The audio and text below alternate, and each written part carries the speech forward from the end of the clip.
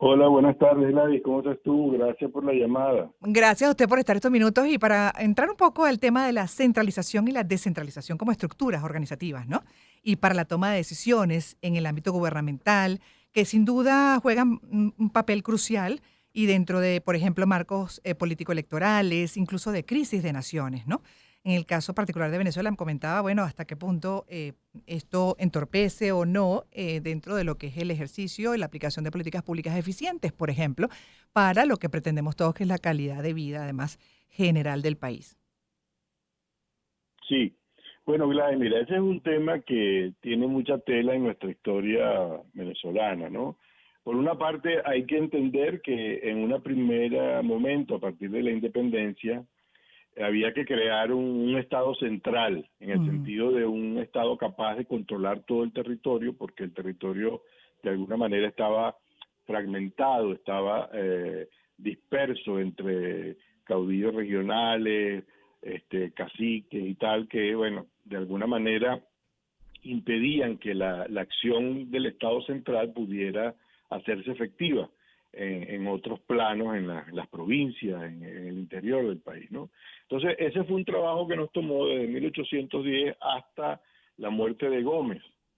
Es decir, tomó bastante tiempo, un siglo, ujú, lograr un Estado capaz de controlar el territorio y a la población dentro de él, ¿no? imagínese. Ya después pasamos a ver qué hacíamos con ese control, si el control debía ser democrático, debía ser, pero en principio era eso. Entonces, de allí sale una tradición que era que el Estado central concentraba todas las competencias del país, pues si Apure necesitaba de alguna de algunos insumos para determinadas actividades sanitarias o educacionales, él tenía que pedirlas en Caracas, tenía que Mm, buscarlas en Caracas. Y eso generó una cultura, ¿verdad?, que se extendió durante el siglo XX. La Constitución del 61 amplió un poquito eso y permitía la posibilidad de que el Estado central pudiera transferir competencia al Estado, a los estados federales, y empezó un proceso de descentralización que tuvo una palanca muy importante en la elección de gobernadores y alcaldes de manera directa. Recuerda que los gobernadores los designaba el presidente, no había alcaldes antes de 1989, sino que había ujú. presidentes de consejos municipales. Los municipios venían eligiéndose directamente, los consejos municipales, de 1979, pero previamente todo estaba controlado por el centro, tanto el centro, digamos, administrativo del Estado como el centro político en los partidos y tal, ¿no? Mm. Entonces, esa descentralización de 1989 realmente fue un evento de muchísima importancia histórica, de mucho valor, para acercar más la administración de los estados, de los municipios, de las parroquias, a, a la gente, ¿no? Porque la gente echaba de menos que alguien se ocupara directamente de sus cosas, Así y es. ese es el valor de la descentralización. Mm. La Constitución de 1999 creo que intentó profundizar en esa línea y llamó al federalismo descentralizado, cuando ya el federalismo en sí mismo es una descentralización. Bueno, le agregó descentralización de lo federal, pues, lo que anunciaba que venía un periodo de mucha más importancia para lo Autonomía. local, para lo estatal, lo municipal, ¿no? Pero resulta que esto se encontró con un tema de concepciones y de intereses políticos a mediados del régimen chavista. Mm, ¿Por qué? Porque los chavistas empezaron a perder gobernaciones en las elecciones, y eso no les gustaba. Y entonces, en un intento por evitar que los gobernadores opositores que ganaban gobernaciones pudieran ejercer el gobierno, bueno, le quitaban recursos, le quitaban claro, competencias. Yo me acuerdo, claro, me todo. acuerdo cuando Cabello pierde la gobernación de Miranda con Capriles. En la Asamblea Nacional de inmediato modificaron la ley de descentralización para quitarle a los gobernadores la competencia exclusiva que le da la Constitución sobre el manejo de las carreteras nacionales y autopistas que pasen por sus estados, así como de otros aeropuertos, puertos y tal. Cada vez que uno ve que gana un gobernador opositor en un estado, al día siguiente o a los días ves la noticia de que, bueno, mira, ya no tienen el aeropuerto, ya no pueden Control. percibir los recursos del aeropuerto. Ahorita, hace unos días atrás, el gobernador de Táchira decía que tenían un problema grave con las inundaciones y entonces tenía que venir a Caracas a buscar la solución porque allá él no podía. Entonces, digamos, se ha vaciado de contenido esa gran conquista de la Constitución del 99, de un federalismo descentralizado, se ha vaciado de contenido, como se han vaciado de contenido tantas cosas. Entonces tú dices, bueno, vamos a ver, ¿qué sentido tiene que si yo necesito un algodón en un hospital en el estado Bolívar, oye, yo tenga que mandar un oficio para que Caracas me mande el algodón? Por poner un ejemplo que a lo mejor no es un ejemplo real, pero yo creo que sí, ¿eh? Pero en todo caso, por ahí van los tiros, ¿no? Claro, pero Entonces, además también le pregunto, doctor, ¿no?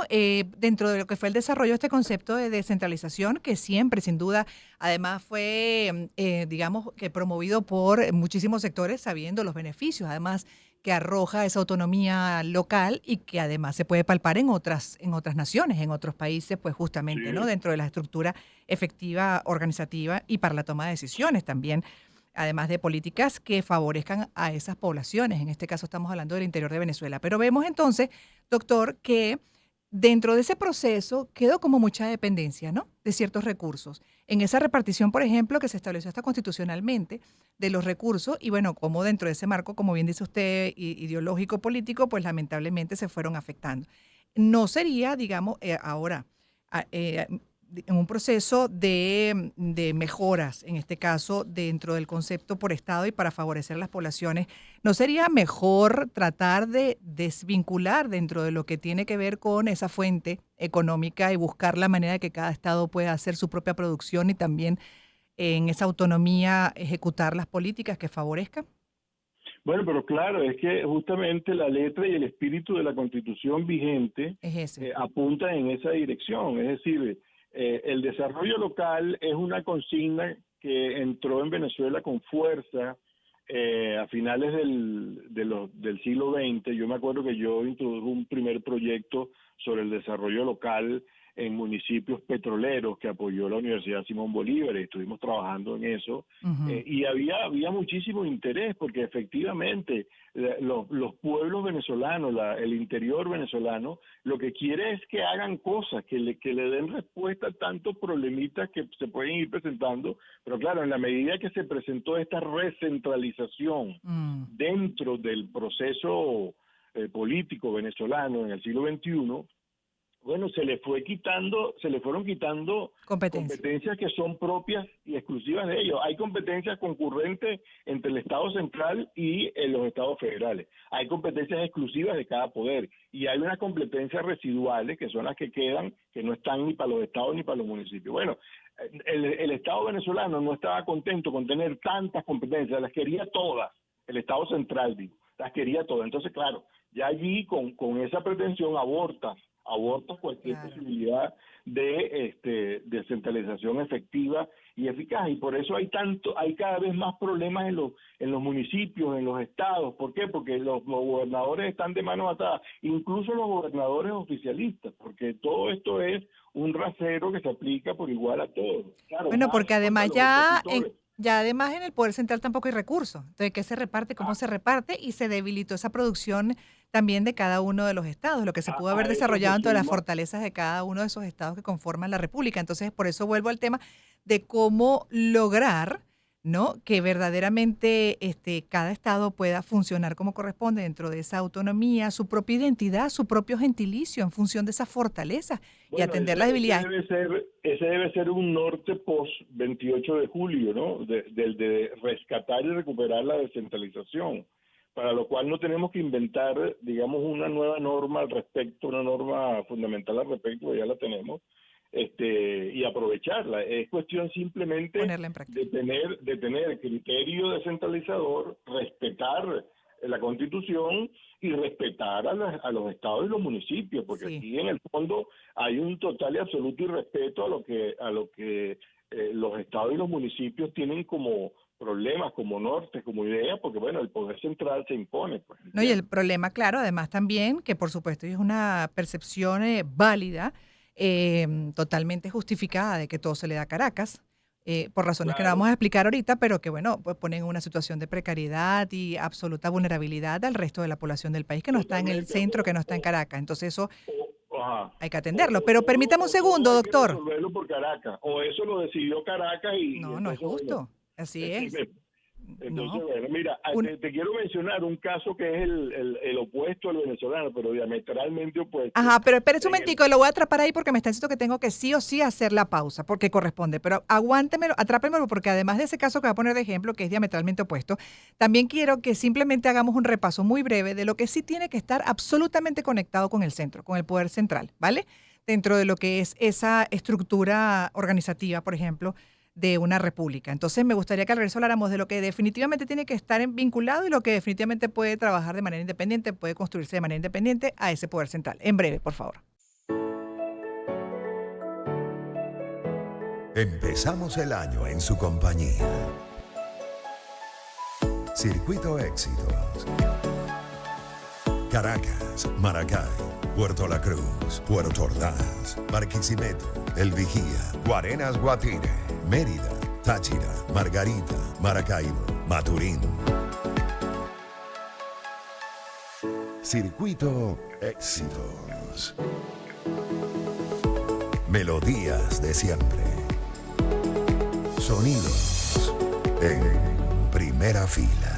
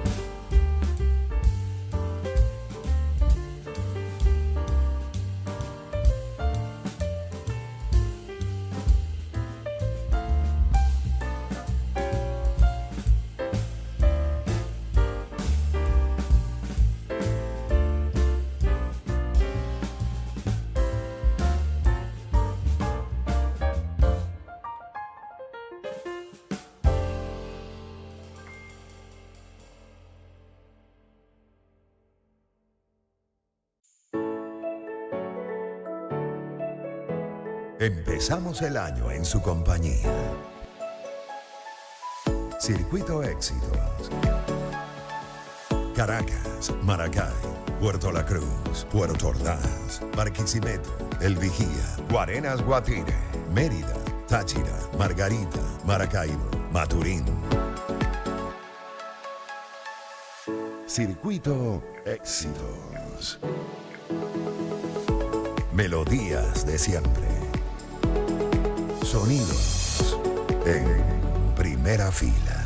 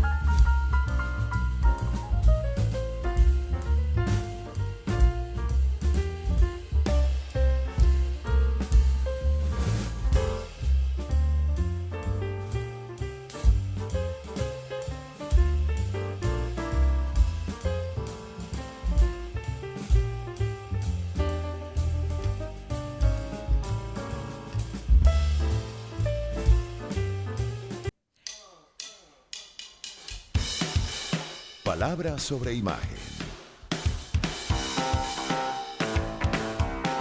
Gladys en Éxitos.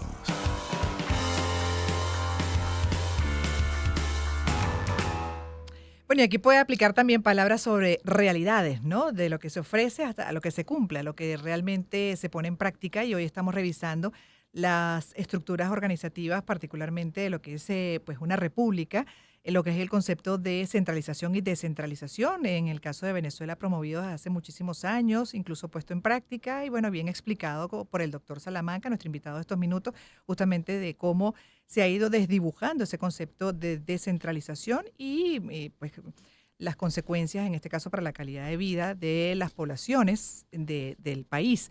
Quedó pendiente, doctor, lo que me quedan son 2, 3 minutos para terminar esta entrevista con usted. Y quedó pendiente 2 cositas. Uno, que definitivamente se debe mantener como política central, ¿no? Dentro de esos conceptos de descentralización, que no se puede desvincular del poder central. Y lo segundo, el ejemplo que usted asomó, que va a explicar a continuación, que dice es antagónico a la realidad de Venezuela, por ejemplo, el concepto de descentralización de nuestra Constitución. No, te decía que el poder central, o sea, el poder nacional, digamos así, porque es lo que así como se define. Ok. Hay un poder municipal, un poder estatal y un poder nacional. El poder nacional está formado por el ejecutivo, el judicial, el electoral, el poder Moral. ciudadano y el poder Legislativo. no sé si el poder legislativo. Bueno, todos esos poderes tienen materias nacionales como competencias y tienen responsabilidades nacionales. Por ejemplo, el poder legislativo hacer la ley. Hacer la ley y controlar al Ejecutivo, Uh-huh.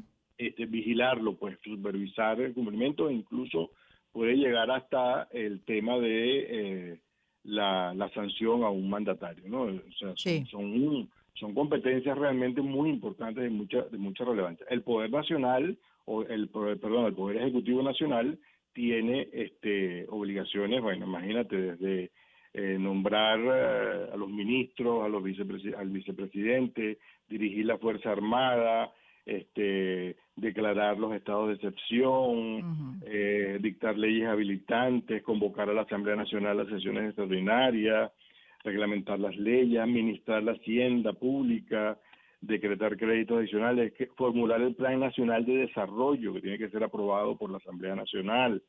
En fin, la cantidad de competencias son tales que, digamos, la idea de la Constitución vigente es que tengamos esos 3 niveles actuando en coordinación y no en sumisión de uno respecto del otro. Uh-huh. Entonces, le corresponde, por ejemplo, una presencia en lo que se llama el Consejo Federal de Gobierno a los estados y a los municipios, porque el Consejo Federal de Gobierno es la instancia en la cual deben armonizarse las políticas municipales, estadales y nacionales. Y el presupuesto debe hacerse en función de esas necesidades. Y lo que hemos visto históricamente, por ejemplo, a nivel de estados y municipios, es la disminución del presupuesto asignado centralmente desde los tiempos de Chávez a estos poderes municipales y estadales. Entonces tú dices, bueno, ¿cuál era realmente cuál era la concepción realmente de Chávez cuando promovió esta constitución en donde se establecen este tipo de cosas que después no se cumplen? Bueno, Chávez, por ejemplo, pero claro, hay que tomar en cuenta que Chávez tenía una idea de que Venezuela era un conjunto de republiquetas con tantos estados y municipios, una visión muy positivista y entre el siglo XIX y el siglo XX, y por tanto el poder central tenía que ser el ejecutivo tenía que ser un poder mucho más poderoso que lo que la Constitución establecía. Y eso se correspondió con la eliminación del Senado. Hay que recordar que el Parlamento actual es por primera vez un Parlamento unicameral en nuestra historia, es decir, el Senado, que era la Cámara de los Estados, bueno, fue eliminada y con eso se quitó una gran posibilidad de acción de los entes estadales y municipales. Entonces, bueno, todo ese conjunto de cosas, más una concepción muy centralista del poder que tiene más que ver con ideologías de corte ultraizquierdista, bueno, llevan a la situación que tenemos ahorita y sin plata. Entonces, pues y te quería por último poner como ejemplo el caso español, en donde tú consigues alcaldías en pueblitos de menos de 1,000 habitantes, hasta de 100 y pico hay pueblitos con alcaldes. Eso es una concepción, a mí me gusta mucho eso, pero claro, se podría cambiar, ¿no? Pero lo que está de fondo allí es la idea de que, bueno, tienes a alguien que te atiende hasta en pueblitos de menos de 500 personas. Sí, exacto. ¿Entiendes? Que se Porque supone que es el todos son propósito. ciudadanos, todos valen. Claro. Entonces, ojalá retomemos aquí nosotros, podamos tener la oportunidad de retomar, a raíz de estas elecciones, retomar este planteamiento que con algunas limitaciones que tiene la Constitución, sin embargo, se puede aplicar y puede funcionar, porque ciertamente como norma, bueno, permite muchos juegos. Pues, Definitivamente. ¿no? La estructura legal está como para ponerla en Sí, práctica de verdad, y en beneficio de toda la población, porque así es justificado el reclamo desde siempre, además de que, bueno, lo que hay o lo que poco que hay hoy en día se le entrega, en este caso, a Caracas o a la Gran Caracas. Y para terminar, también se podría mencionar otro caso que lo revisaríamos en una segunda parte. Me parece que estas son una especie de clases magistrales, ¿no? En este caso, sobre las estructuras organizativas, por ejemplo, de un Estado, de una república, y podríamos revisar a un país como Estados Unidos. Ese es otro caso particular, exactamente, dentro del concepto de descentralización, a veces hasta difícil de entender, y con políticas federales que sin duda pues todos esos estados tienen que respetar. Pero muchísimas gracias por lo pronto, doctora. Ha sido un placer hablar con usted. Definitivamente esto, como decía, es necesario, ¿no? Igualmente, Gladys, sí, muy necesario, y además muy bonita esa idea de dar clases a través de un programa que tiene tanta llegada, ¿no? Oh, gracias, doctor. Una vez más, el doctor Luis Salamanca se ha especializado en ciencias políticas, politólogo, abogado, es profesor universitario, hablando del concepto de descentralización dentro de un contexto político, electoral, en general económico, hasta de crisis de las naciones. Es la 1:07.